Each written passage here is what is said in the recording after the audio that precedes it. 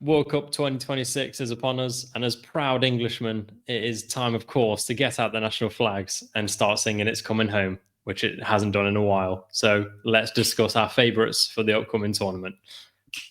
Jamie, let's start with you. So Yes. who have you picked as your favourite and why? Yeah, so it's before I start, I'll get out of the way. I think it's worth noting that we've done this based on who we think have the best teams, and not necessarily who we think will win. Obviously, tournaments can be, a bit mix and match. Sure.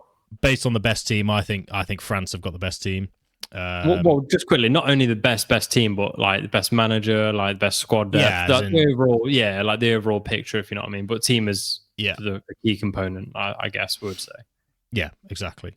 So I went for France. So what I've done is I've built who I think is France's best 11. So I'll give you that from the goalkeeper back. So in goal, I went for Maignan. Obviously, he almost went to Chelsea this summer. It could also have been Chevalier, but I don't know enough about Chevalier. I know quite a bit more about Maignan. And, sure. It looks like they play him more the international based on the fixtures. So two good keepers, though. Yeah, two great keepers. Yeah, two good ones. Back four, I went for Koundé at right back, obviously. There's not really much to say about that. William Saliba and Upamecano. It would have been Konate, but he's had such a bad start to the season that I couldn't justify it. And then Theo Hernandez at left back. And then 4-2-3-1 I went for, so I've got two holding midfielders of Tchouaméni and Manu Kone. I looked into this guy a little bit. He looks like he's actually become quite a good player. Who did he play for, do you know? He plays for Roma now. Okay, yeah, sure. So I was going to go Camavinga, but I don't think he really gets much in the way of games at Real Madrid. I certainly don't think he plays CDM that much now. No, he played quite a bit at like left back and all sorts last season. Yeah, centre back as well, a couple of games. Yeah. So. Don't get me wrong though, he's a good option to have in that as a rotation or as like an optional starter. So yeah, it could also have been Kepa and Thuram, who I think is playing all right at Juventus. But I went for Manu Kone. And then right wing, Elise, obviously. I don't think you really didn't say much about that.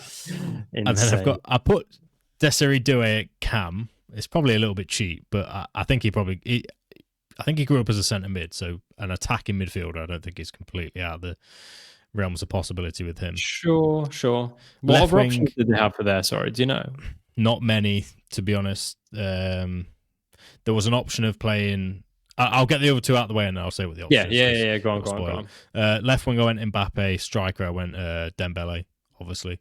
The other option would have been, I think, to have Elise in cam and then maybe put Ekitike striker and Dembele right wing. So that's always an option as well. Gosh, they've got some options up front, let's just say that. Dembele, Doué, Mbappe and Elise is... No one beats that, I don't think. It's disgusting. I think that's the best you can make national. Yeah, as a sort of front four, front three, that's crazy, isn't it? Yeah. Wow. I thought Brazil were doing pretty well with like Vini, Esteval, Cunha, and Rodrigo, but yeah, Brazil have got a good attacking lineup, I think, but that it's not as good as French is there. I thought that was their best part of their team, Brazil, but it's not as good as that French front four. No way. But yeah, I looked at Brazil, but I think France overall have the best. And obviously, they've got depth as well. Right back, you could play Gusto. Centre back, obviously, Konate exists. Yeah. They've got the other Hernandez brother at left back as well. Chevalier in goal. They've obviously got Thuram and Camavinga they can play in defensive midfield. So they got options. So that's why. Yeah, Tchouaméni as well. Did you say Tchouaméni is the starter? Tchouaméni's in the team, yeah. Got you. Yeah. Nah, that's class. To be fair, there's not really much weakness in that team. I would say possibly that centre mid, that second central centre mid. But it's not like they're weak there. It's not weak. It's just compared to the rest of the team. Kone is bad, but I think there are going to be teams like I think Spain will have a better centre midfield. I think possibly even England have a better centre midfield potentially with Rice and let's say Bellingham or Palmer and then Wharton, for example, or Anderson. I think that is just as good as the French midfield, if not slightly better, potentially. I agree. Speaking of England, I believe that's who you've got as your So favorite. I mean, just before we go on to mine, just touch on how well you think Deschamps is suited for. Like, do you think he's as good as the other national team managers? Is there any I think he's a proven winner issues? So that I mean, that he has won with the team, hasn't he? That's the case. Yeah, he's won. I think he's won a couple of times with them. Actually, a couple of times. Yeah. So he has pedigree. Can't really deny that. Yeah, I think that's the only undeniable thing. Really, he's proven he can do it. So why can't he do it again as well? Yeah, so, no, you can't disagree with that. But logic. on that, to be fair, I did consider Brazil as well purely because of Ancelotti. Yeah. If Brazil had some fullbacks and a slightly better central midfield, like they would have been up there for me. But those areas are massively weak in the Brazil squad, and I don't think they'll compete with some of the high level European teams. Like Spain's midfield would absolutely destroy Brazil. Like they've got Casemiro. It's not really a video for them, but just to say that I couldn't have picked either Brazil for mine. And I think you considered them, like you say, as well, didn't you? I did, yeah.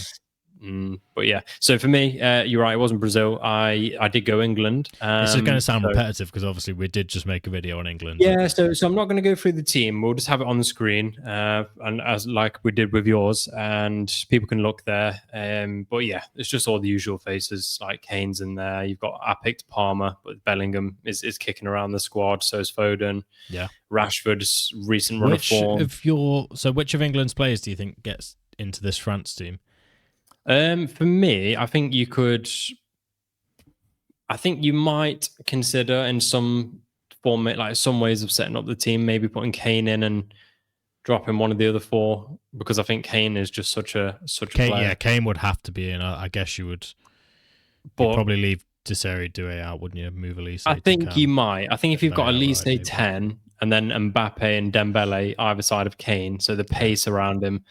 That's scary. So I think Kane might have a shout. I think the two midfielders, I would probably go with Rice and Wharton instead of Tchouaméni and Kone as well. I think you would if you've got in that team Doué in the cam, then Palmer or Bellingham get in there all day. Because that's I guess certainly Palmer. Bellingham will have to. I'm still with you. I think in some other people, I do want to see how he comes back from his injury.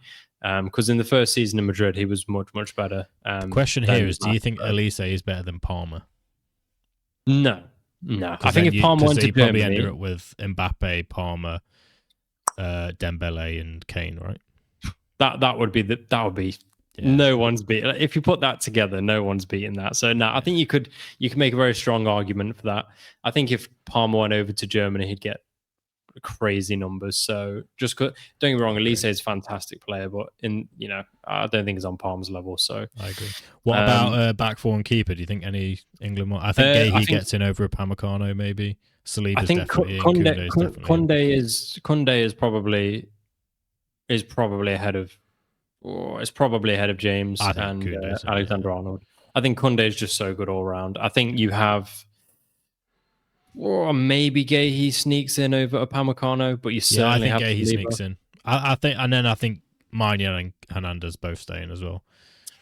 I don't know about. I don't think Pickford's. I'm not going to argue for Pickford, but Hernandez stays in at left back for me at the minute. I don't think you could argue. Let's just make a little combined 11 then to close the video. I think Maignan, Koundé, Saliba, Gahey, Hernandez, Rice, Wharton. And then we said Dembele, Palmer, Mbappe, and Kane. I think that would be disgracefully good, wouldn't it? That is unbelievable. I think you could say the teams have got different strong points. I think France possibly looks like it has a slight edge, although it's difficult to say. One thing I would say is I came across an interesting stat from that I told you earlier, which I'll repeat now, is that if you look at the 2018 tournament, the Euros, and then the next 3 tournaments after, so all 4 tournaments since 2018, and you average out the finish position of each nation, England finished on average 3.75, but that is actually the highest finish. So we're statistically the highest finishing team in the last 4 tournaments. And that sounds to a win then, don't we?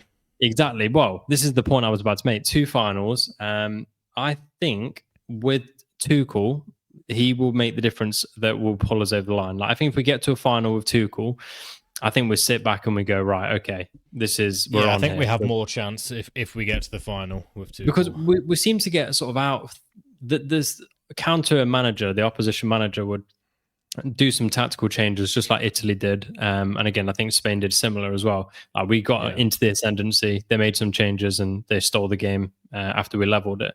So I think Tuchel stops that from happening. I really do. I think that Southgate was great. He's built this nucleus of a brilliant team, starting with just trusting youth players and younger players. But I think now it's passed the baton to Tuchel, who's a proven winner. I think it's looking more promising already, isn't it? Yeah. I mean, think about one thing I've got to say as well. We've won every single game in qualifying. We've not conceded a goal. I think we've got like 23 goals for. I think it started off a little bit rough. He was finding his way. He's never been a national team. More fluid. 100%. I think he's clearly found his feet, or starting to find his feet at international level management. Yeah. And I think, like I say, qualifying, no goals conceded, like 20 odd goals scored. I don't think it's literally perfect qualifying. You can't get more perfect. It is looking good. I know. To be honest, saying that, I don't know how France have done so far in the qualifying games. Some of them have laboured. I mean, one thing I would say is Spain have gone sort of under the radar considering they won the last Euros. They haven't actually lost a game in full time since the Euro 24 final. They haven't lost a single game. They beat France in, I think it was like a Nations League or something. Yeah, so but that's a scary thing. They're obviously in great form. We should say, actually, we should caveat this and say this is if all players are fit for each team. Because obviously I think France have currently especially got some injury problems. I know Dembele's been out. I think Doué's been out as well. The centre mids never seem to be fit. Tchouaméni and Camavinga.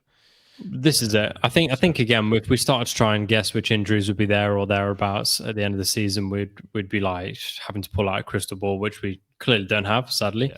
So I think in this case, always pick with the players that they have, and then hope they're fit. If not, it changes the picture, but we won't know that till later. So Spain for sure, though, definitely. Yeah, I mean, Spain were very close to being my pick. Yeah, the only thing that pulled it against for me is that I looked in the history of how many times a team win their Continental Cup and then go on to win the World Cup. It's only ever happened twice, and Spain was one of them, 2008-10, but they don't have Xavi, Iniesta, or Puyol. So, and Busquets, I just don't... Yeah. Ramos. I think the other one was like Argentina or Brazil at some point, but I can't remember. But either way, like I say, it's only happened twice, so statistically, even though I don't think it much makes a lot of bearing, it's not very likely that they'll do it, even though they've got a brilliant setup. So I think England and France for me are probably the two strongest, and then I think you've got Spain and Brazil somewhere behind. Italy and Germany have fell out a little bit. Looking a bit rough. 100%. So I think all around, we've picked probably the two best teams for me. I would be very curious to see what the viewers at home reckon about the favourites this time around. Let us know what you guys think. Of course, as normal, as usual, as always. I'm sure one of you will say that Spain should be in it, and we couldn't even argue that. So if you do say it, we definitely won't argue it. I will argue Brazil though, because if you look at their fullbacks, we actually had a bit of a laugh pre-show, didn't we? Because God, how do you go from Cafu and Marcelo and players like that to Dani Alves and Marcelo, and Vitinho, Carlos Augusto, and who was the right back? Vitinho, whoever that is, someone god awful. And of course, it's only fullbacks. Somebody might go, who cares? They've got Vinny, Rodrigo, Esteval, but if you just heard the front fours we've talked about from England, France with more well-rounded squads, I don't know how you can justify international level. You need well-roundedness, and I think these obviously two teams that we've just mentioned are two 100%. Of the most well-rounded. So, but as always, thank you for watching, and we'll see you on the next one. Also, of course, if you could find your way down to the like button somewhere of course, comment. We got really good engagement on the last video, and we were made up about it. So. Again, we just want to hear opinions. This is an open discussion channel. We'll get back to everybody as we have in the previous videos. And appreciate you sticking around. Have a good one.